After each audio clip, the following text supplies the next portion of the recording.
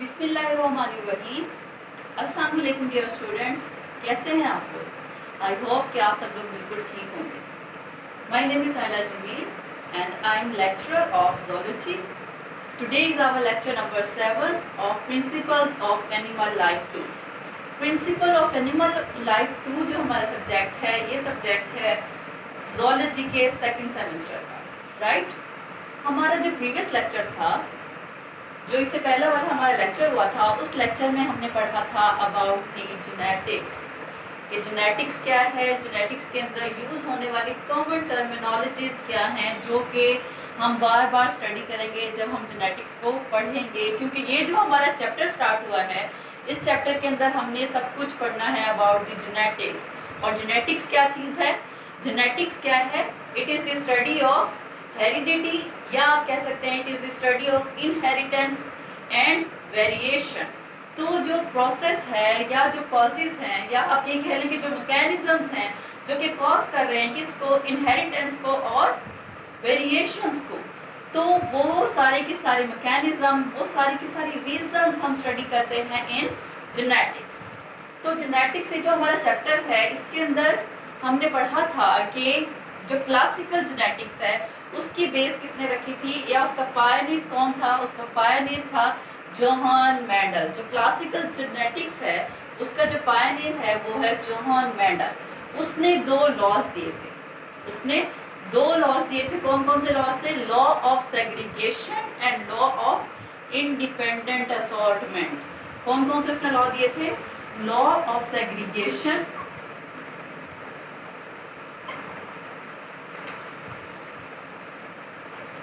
And law of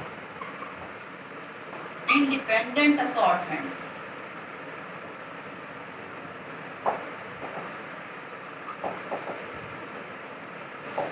ये दो laws थे जो कि किसने दिए थे?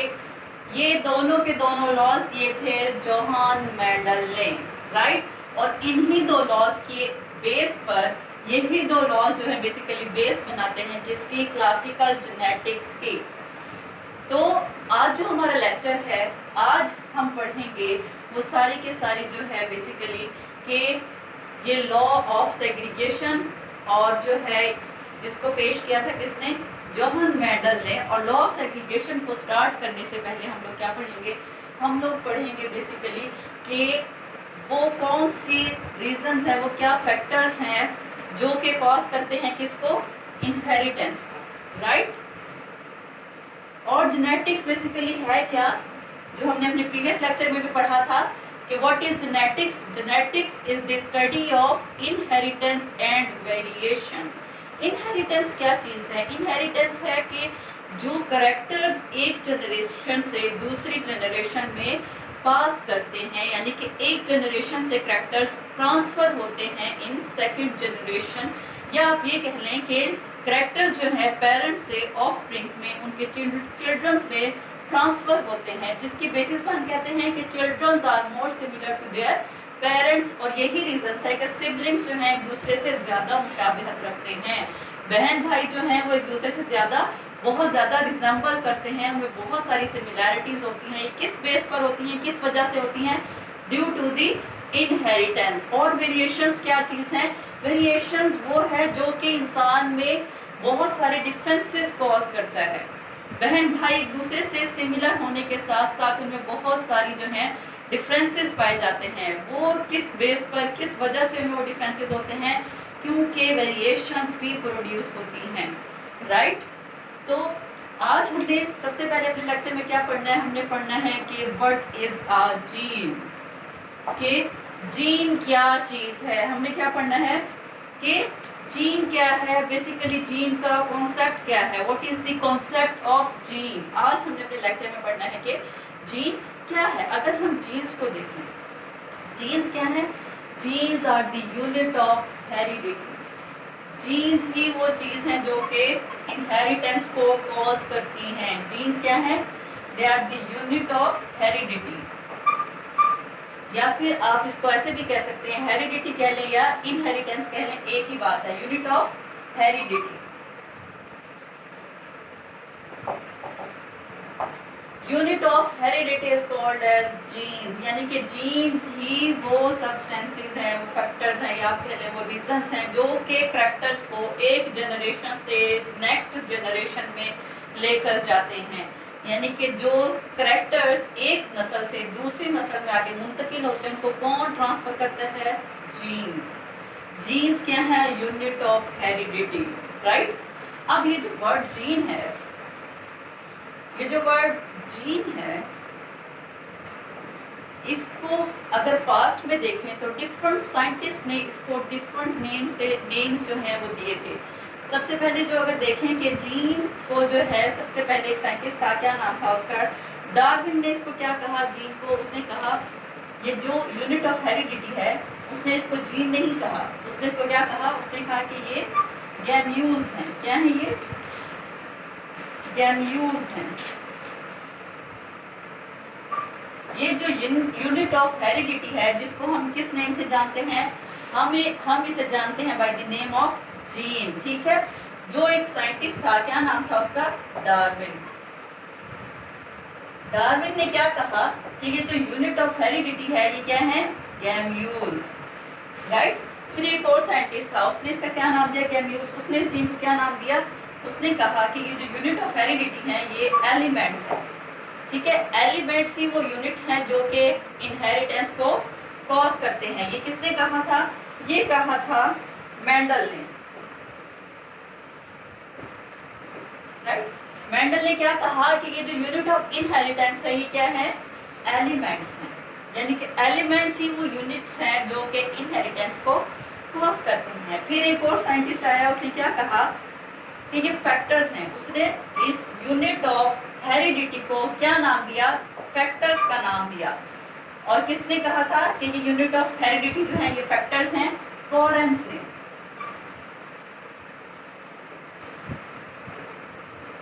राइट। एक साइंटिस्ट था जिसका नाम था कॉरेंस, उसने क्या कहा कि जो यूनिट ऑफ हेरिडिटी है ये क्या है? फैक्टर्स हैं। फैक्टर्स ही वो यूनिट हैं जो कि इनहेरिटेंस को कॉज करते हैं। फिर एक और साइंटिस्ट आया, उसका क्या नाम था? D Vries. उसने कहा कि ये पेन जीन्स हैं, राइट। उसने क्या कहा कि ये पेन जीन्स हैं। ये किसने कहा? डी व्रीज ने।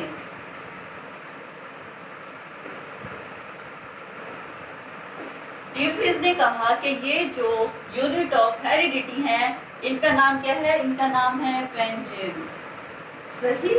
फिर फाइनली जो है एक साइंटिस्ट आया जिसका क्या नाम था? उसका नाम था विल्हेल्म जॉनसन जो है। उसने कहा कि ये जो वर्ड जीन है ये यूनिट ऑफ हेरिडिटी है, ठीक है। क्या नाम था उसका?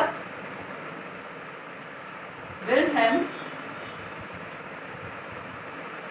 जॉनसन।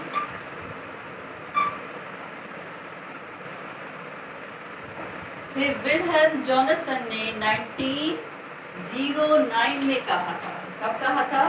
1909 में उसने कहा कि ये जो यूनिट ऑफ हेरिडिटी है ये जीन्स होती है बेसिकली। यानी कि जीन्स ही वो यूनिट हैं जो कि इनहेरिटेंस को कॉज करते हैं, राइट। तो फाइनली ये जो टर्म है जीन, ये किसने पेश की थी? ये था एक साइंटिस्ट विल्हेल्म जॉनसन जिसने 1909 में कहा था कि ये जीन है जो कि यूनिट ऑफ हेरिडिटी है, राइट। अब ये वर्ड जीन जब इंट्रोड्यूस हुआ, इससे पहले ही जो है ये टर्मिनोलॉजी इंट्रोड्यूस हो चुकी थी। कौन सी टर्मिनोलॉजी? जेनेटिक्स। ये जो वर्ड जेनेटिक्स है ये इंट्रोड्यूस हो चुका था before the introduction of gene, right. और जेनेटिक्स का भी इंट्रोड्यूस हुआ था इन 1906 में। 1906 में ये जो टर्म जेनेटिक्स है ये इंट्रोड्यूस हो चुकी थी। और 1909 में जॉनसन ने कहा कि ये जो यूनिट ऑफ हेरिडिटी हैं ये जीन्स हैं, राइट। अभी जो जेनेटिक्स है जो कि 1906 में इंट्रोड्यूस हुआ या इसको पेश किया, उस साइंटिस्ट का नाम क्या था? बैटिसन। बैटिसन ने 1906 में ये टर्म जेनेटिक्स जो है बेसिकली उसने इंट्रोड्यूस करवाई थी, राइट। तो ये तो जो है छोटा सा जीन्स के बारे में जो है बताया मैंने आपको कि जो वर्ड जीन है सबसे पहले किसने इंट्रोड्यूस किया, या जीन को जीन कहने से पहले क्या कहा जाता है, राइट। अब अगर हम ये देखें कि जीन्स बेसिकली होती क्या है, genes are the unit of heredity, right. यही पढ़ा हम लोगों ने, genes are the unit of heredity. अब ये जो एक डीएनए होता है, डीएनए किससे मिलकर बना हुआ है, न्यूक्लियोटाइड से, राइट। डीएनए किससे मिलकर बना हुआ है, न्यूक्लियोटाइड से, ठीक है। अब ये जो जीन होती है ये एक सीक्वेंस ऑफ न्यूक्लियोटाइड होती है। जीन्स क्या है, genes are sequence of nucleotides.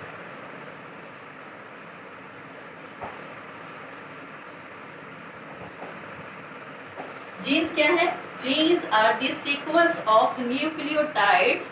कौन सी सीक्वेंस ऑफ न्यूक्लियोटाइड, जो कि डीएनए का एक शॉर्ट सा सेगमेंट बना रही है, right. Sequence of nucleotides which make the short segment of DNA. ये एक डीएनए है, डीएनए का एक छोटा सा अगर सेगमेंट आप देखें, ठीक है, उस छोटे से सेगमेंट को क्या चीज बना रही है, nucleotides, right. sequence of nucleotide of a short segment of DNA, right। और वो जो sequence of nucleotide है ये किस चीज को बेसिकली कोड करेगी, दी code the sequence of amino acids, ठीक है, sequence of amino acids in a polypeptide। उसको हम क्या कहते हैं, genes. Genes are a sequence of nucleotide of a short segment of DNA. These sequence of nucleotides will code the sequence of amino acids in a polypeptide. ये जो basically jeans हैं ये एक सीक्वेंस है न्यूक्लियोटाइड्स की DNA के एक छोटे से सेगमेंट में। ये जो सीक्वेंस ऑफ न्यूक्लियोटाइड्स है जो कि डीएनए में पाई जाती है, ये सीक्वेंस क्या करती है, ये बेसिकली ये बताती है कि अमाइनो एसिड्स किस सीक्वेंस में बेसिकली अटैच होकर क्या बनाएंगे, पॉलीपेप्टाइड। या आप ये कह लें कि एक पॉलीपेप्टाइड में अमाइनो एसिड की सीक्वेंस को जो डिटरमिन करता है वो यही जीन्स हैं, राइट। यानी कि जीन्स बताएंगी कि जो प्रोटीन बननी है, जो पॉलीपेप्टाइड बननी है और उसके अंदर जो अमाइनो एसिड्स की सीक्वेंस होगी वो कैसी सीक्वेंस होनी चाहिए, वो कैसे अमाइनो एसिड्स होंगे जो कि मिलकर क्या बनाएंगे, एक पॉलीपेप्टाइड बनाएंगे। वो क्या चीज होंगी, जीन्स। यानी कि जीन्स ही डिटरमिन करती हैं कि किस टाइप की बेसिकली प्रोटीन्स बनेंगी, राइट। अब अगर आप ये देखें, ये जो डीएनए का सेगमेंट है ये कहाँ पर पाया जाता है, बेसिकली क्रोमोसोम्स के अंदर, राइट। ये आप देखें कि ये क्रोमोसोम,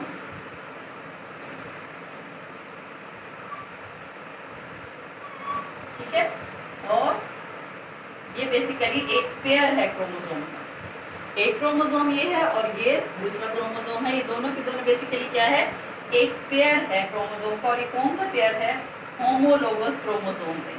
ये क्या है, कौन सा पेयर है, होमोलोगस क्रोमोसोम्स।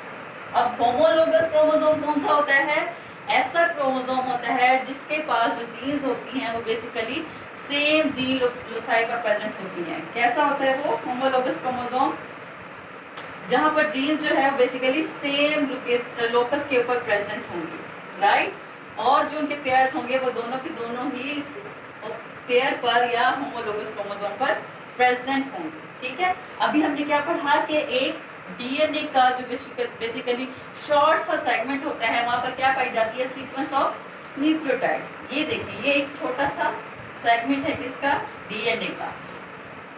यहाँ पर जो है एक जीन पाई जाती है, कौन सी है वो, आप फॉर एग्जांपल आर है, ठीक है। सेम जीन लोकस पर इसकी अल्टरनेटिव फॉर्म पाई जाएगी।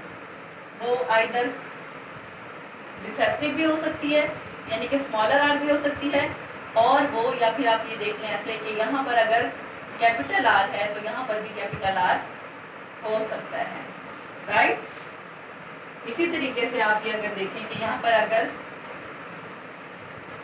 कैपिटल ए है तो इधर भी कैपिटल ए हो सकता है, या यहाँ पर स्मॉलर बी है तो इधर इधर स्मॉलर बी है तो इधर कैपिटल बी होगा, राइट। अब जीन्स क्या है basically, genes unit of heredity है, ठीक है। अब लोकस क्या होता है, जीन लोकस, इसको बेसिकली क्या कहते हैं, gene locus. Gene locus basically specifically वो प्लेस होता है जहां पर जीन प्रेजेंट होती है। क्या चीज है ये लोकस, क्या है, वो जगह है, वो प्लेस है जहां पर जीन प्रेजेंट होती है। यहाँ पर ये एक जीन प्रेजेंट है, राइट, ये क्या है, जीन लोकस। और यहाँ पर भी एक इसकी अल्टरनेटिव फॉर्म प्रेजेंट है, इसको क्या कहेंगे, ये भी gene locus. The specific place, ये बेसिकली क्या है, प्लेस है इसका जहां पर एक जीन लोकेटेड होती है, प्रेजेंट होती है, ठीक है। ये एक पर्टिकुलर सा प्लेस होता है, बड़ा स्पेसिफिक सा प्लेस होता है जहां पर ये सीक्वेंस ऑफ न्यूक्लियोटाइड, या आप कह लें जहां पर ये जीन प्रेजेंट होती है। द प्लेस, या आप कह लें particle place where a gene is located is called as gene locus, right. अब जो है क्रोमोसोम जो है बेसिकली किससे बना होता है, टू मैचिंग पेयर्स हैं ये, जो जिसको हम क्या कह रहे हैं, दोनों के दोनों मैचिंग पेयर्स, इसको हम क्या कहते हैं, होमोलोगस क्रोमोसोम्स, क्योंकि ये कैरी करते हैं दोनों की दोनों जीन्स को जो कि सेम करैक्टर के लिए होती हैं, ठीक है।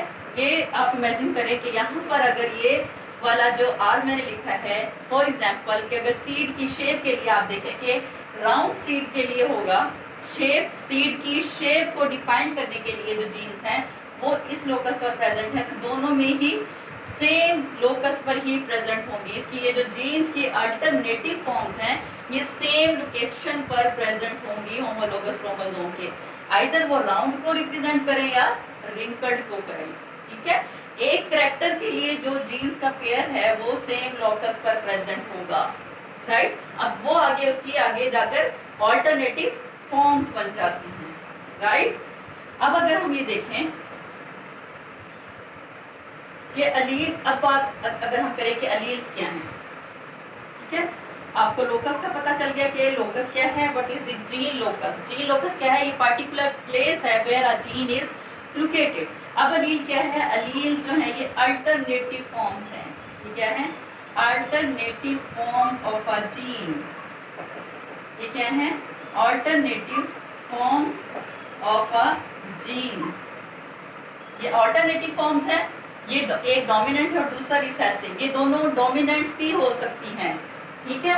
एक तो ये कि ये अल्टरनेटिव फॉर्म्स है, दूसरा ये कि ये सेम जीन लोकस पर पाई जाती हैं। अलील्स क्या होती हैं, alternative forms of a gene and they are located on the same gene locus.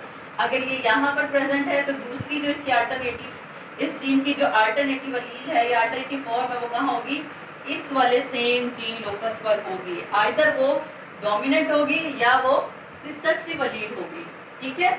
Dominant character होगा तो वो अपने आप को एक्सप्रेस करेगा, रिसेसिव होगा तो वो मास्क हो जाएगा by the dominant character, right.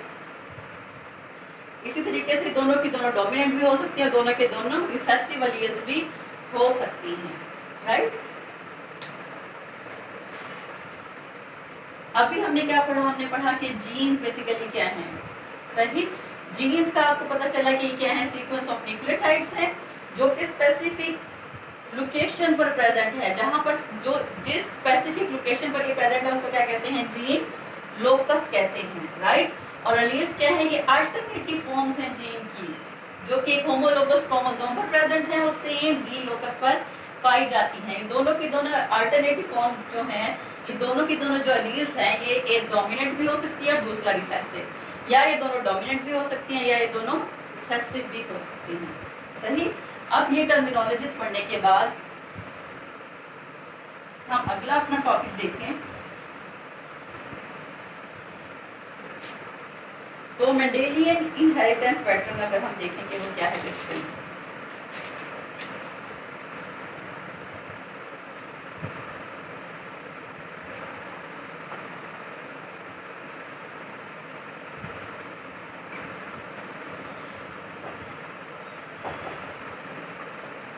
Mendelian inheritance pattern अगर हम देखें कि आखिर वो कौन सा पैटर्न है जो कि मेंडल ने बताया कि इनहेरिटेंस इस पैटर्न के थ्रू होगी।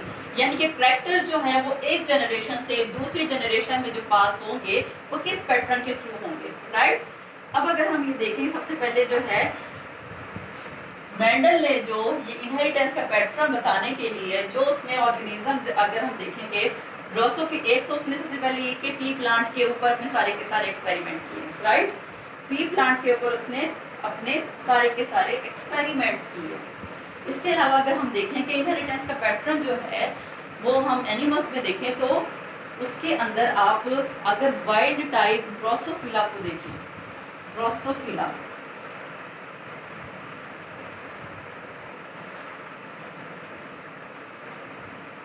ड्रोसोफिला बेसिकली क्या है, ये फ्रूट फ्लाई है, ठीक है।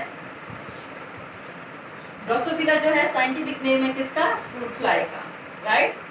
ड्रोसोफिला जो है ये बड़ा यूजफुल ऑर्गेनिज्म है, किस लिए, जेनेटिक स्टडीज के लिए। जेनेटिक्स की स्टडी के लिए जो बड़ा यूजफुल ऑर्गेनिज्म है उसका क्या नाम है, ड्रोसोफिला। अब ये जो ड्रोसोफिला है जिसको हम बड़ा इजीली स्टडी कर सकते हैं अपनी जेनेटिक्स के अंदर, उसकी क्या रीजंस हैं कि हम क्यों ड्रोसोफिला को यूज करते हैं अपनी जेनेटिकल स्टडीज के लिए। उन रीजंस को अब अगर हम देखें तो क्या है कि ये इजीली कलेक्टेड एंड कल्चर, क्या है ये, it is easily collected and cultured.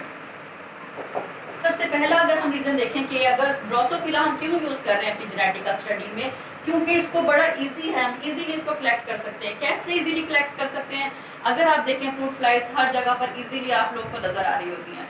कहीं पर भी कोई गले सड़े से फ्रूट्स हैं या फिर आप देखें कि कोई कहीं पर भी अगर कोई फ्रूट खुले पड़े हुए हैं तो वहाँ पर जो है फ्रूट फ्लाई बड़ी आसानी से और बहुत बड़ी तादाद में हमें नजर आ रही होती है, जहाँ से हम इनको बड़ी इजीली कलेक्ट कर सकते हैं। वहाँ से हम इनको इजीली कलेक्ट करने के बाद हम इसको कल्चर बड़ी आसानी से कर सकते हैं। कोई भी आप खाली जैम की बोतल ले लें, उसके अंदर आप कोई भी जो है बनाना को या गावा को क्रश करके रख दें, 1-2 दिन के अंदर या जो है विद इन नाइट जो है उसको यीस्ट लगना स्टार्ट हो जाएगा, फंगस लगना स्टार्ट हो जाएगी। वो जो हमारा बनाना होगा, जो हमारा क्रश्ड गावा होगा, ठीक है, अमरूद या केला आप ले लें, उसको क्रश करके जैम की बोतल में जब डालेंगे और उसको 1-2 दिन के लिए ऐसे खुला छोड़ेंगे तो उसके ऊपर यीस्ट बनना स्टार्ट हो जाएगी। और जो फ्रूट फ्लाइज है बेसिकली वो किसके ऊपर ही ग्रो करती है, वो यीस्ट को ही एज अ फीड यूज करती है, फिर वो वहाँ पर ग्रो होना स्टार्ट हो जाती है, वहाँ पर कल्चरिंग उसकी स्टार्ट हो जाती है। सबसे पहले क्या हमने क्यों ड्रोसोफिला को यूज करते हैं जेनेटिकल स्टडी में, because it is easily collected and cultured, right. दूसरा अगर हम देखें कि इजी रेयरिंग है इसकी, जैसे भी मैंने आपको बताया कि कोई भी खाली जैम की बोतल में जब बनाना को या गावा को क्रश करके डालते हैं तो विद इन अ डे या विद इन 1 to 2 days जो है उस पर यीस्ट जमना स्टार्ट हो जाती है, यीस्ट ग्रो करना स्टार्ट हो जाती है और फिर उस यीस्ट को जो है Drosophila as a feed use करती है और वहाँ पर जो है वो आगे अपनी कल्चरिंग भी स्टार्ट कर देती है, सही। और इसके अंदर हम देखें कि इसके अंदर सेक्सुअल डायमॉर्फिज्म पाया जाता है।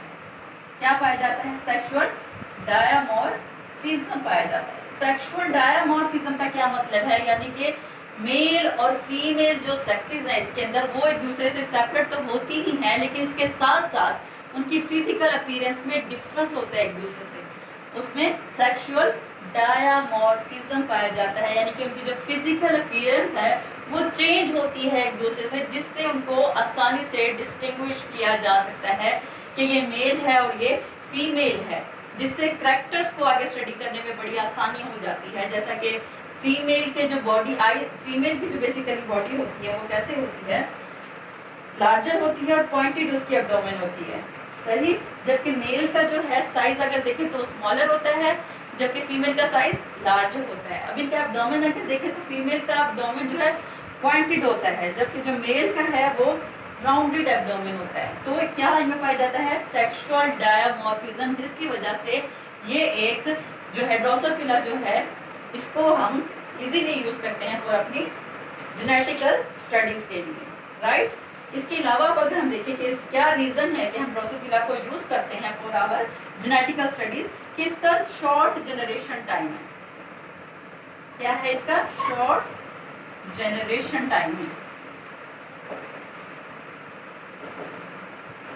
शॉर्ट जनरेशन टाइम का क्या मतलब है? शॉर्ट जनरेशन टाइम का मतलब है कि बड़े कम अरसे में विद इन 2 वीक्स जो है इसका जो लाइफ साइकिल, इसका जो जनरेशन टाइम है वो कंप्लीट हो जाता है। यानी कि आफ्टर 2 वीक्स जो है इसका क्या होता है कि इसकी जनरेशन जो है वो कंप्लीट हो जाती है और it Lay's a large number of eggs, जो कि फिर हैच हो जाते हैं किसमें? फर्टाइल ऑफस्प्रिंग्स में, राइट। विद इन 2 वीक्स जो है ये बहुत बड़ी तादाद में अपने ऑफस्प्रिंग्स को प्रोड्यूस कर देते हैं, ठीक है।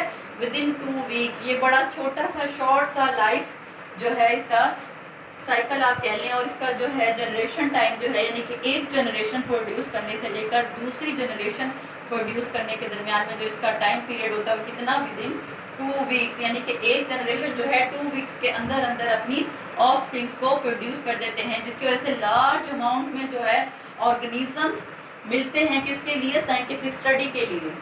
और उसको उसके अंदर हम साइंटिफिक स्टडी को बड़ी आसानी से स्टडी कर सकते हैं क्योंकि हमें लार्ज नंबर में ऑफस्प्रिंग्स मिल जाते हैं और एक्सपेरिमेंट्स जो है वो बड़ी लार्ज पैमाने के ऊपर किए जा सकते हैं, राइट। डिस्टिंक्ट जो है इसके अंदर कॉन्ट्रास्टिंग ट्रेड्स हैं। और क्या रीजन है इसको स्टडी करने की? डिस्टिंक्ट, कॉन्ट्रास्टिंग,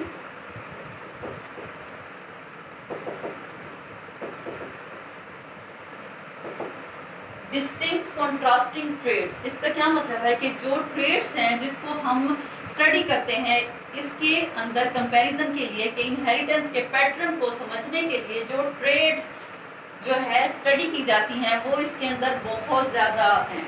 80 के करीब कोई ट्रेड्स हैं जिनको स्टडी किया जा सकता है, जिनको स्टडी किया है साइंटिस्ट ने, ठीक है। और जो है ये क्या है? बेसिकली लार्ज एंड डिस्टिंक्ट जो है कॉन्ट्रास्टिंग ट्रेड्स जो है नज़र आती है इसके अंदर, जिसके ज़रिए जेनेटिकल स्टडी को स्टडी करना बड़ा आसान हो जाता है। जेनेटिक्स को, इनहेरिटेंस के पैटर्न को स्टडी करना बड़ा आसान हो जाता है जब इसके अंदर जो है कॉन्ट्रास्टिंग ट्रेड्स होती हैं। यानी कि जैसा कि फॉर एग्जांपल इसके अंदर बॉडी साइज ही डिफरेंट है दोनों का, मेल और फीमेल बॉडी का जो है उनका बॉडी साइज है वो ही डिफरेंट है, उसके अंदर कलर डिफरेंट है, इसके अलावा उनका आई कलर डिफरेंट है, विंग्स का साइज डिफरेंट है, राइट। अब इसके अंदर देखें कि ये excellent material for chromosome study. जो ड्रोसोफिला है ये एक एक्सीलेंट मटेरियल है इसके लिए फॉर क्रोमोसोम स्टडी, जिसके अंदर हम क्रोमोसोम्स को बड़ी आसानी से स्टडी कर सकते हैं। कैसे? इसके अंदर जो है टोटल 4 पेयर ऑफ क्रोमोसोम्स हैं, 4 पेयर्स एंड 8 क्रोमोसोम्स, जिनको स्टडी करना भी बड़ा आसान हो जाता है, जिसके थ्रू जो है आगे इनहेरिटेंस के पैटर्न को स्टडी करना आसान हो जाता है, राइट। अब जायंट क्रोमोसोम्स इसमें पाए जाते हैं। क्रोमोसोम्स क्या है? जायंट क्रोमोसोम्स जब होंगे तो उसको स्टडी करना डेफिनेटली आसान हो जाएगा अंडर दी माइक्रोस्कोप। जो इसके स्लाइवरी ग्लैंड्स भी जो क्रोमोसोम्स होते हैं वो बड़े जायंट होते हैं, जिनको अंडर द माइक्रोस्कोप बड़ी आसानी से स्टडी किया जा सकता है। अब जब वो स्टडी में आसान है तो जब उन पे एक्सपेरिमेंट किया जाता है तो एक्सपेरिमेंट के थ्रू जो है वो इनहेरिटेंस पैटर्न बड़ी इजीली स्टडी कर सकते हैं, राइट। और जो इसका एंटायर जीनोम है वो सीक्वेंस्ड है।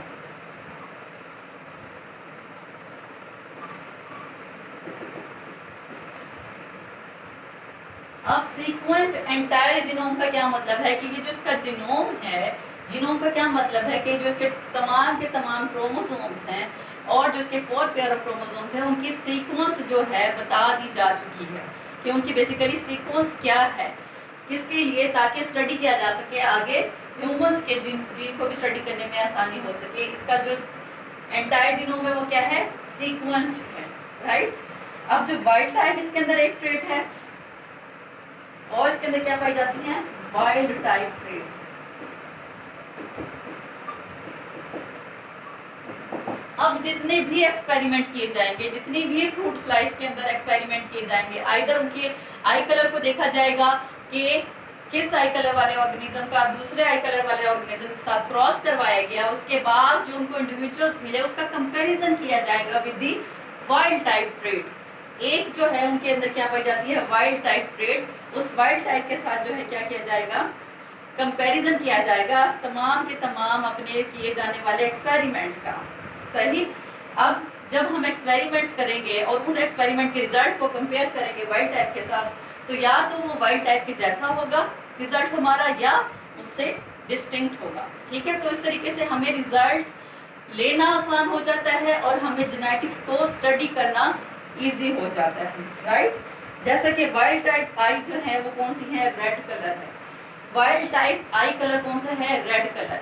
अब अगर हम एक्सपेरिमेंट करते हैं किसी और वाइट टाइप का या रेड टाइप के साथ, तो जो हमें रिजल्ट मिलेगा हम उसका कंपैरिजन करेंगे विद वाइल्ड टाइप कि रेड आई कलर आया है या कोई और आई कलर आया। अगर रेड आई कलर आया है तो हम कहेंगे कि ये वाइल्ड टाइप है, अगर वाइल्ड टाइप नहीं है तो फिर दूसरा हम कहेंगे कि ये क्या है, रिसेसिव है, या आप इसको कहेंगे कि ये म्यूटेंट टाइप कलर आया है। इसी तरीके से वेस्टिजियल विंग है और लॉन्ग विंग है।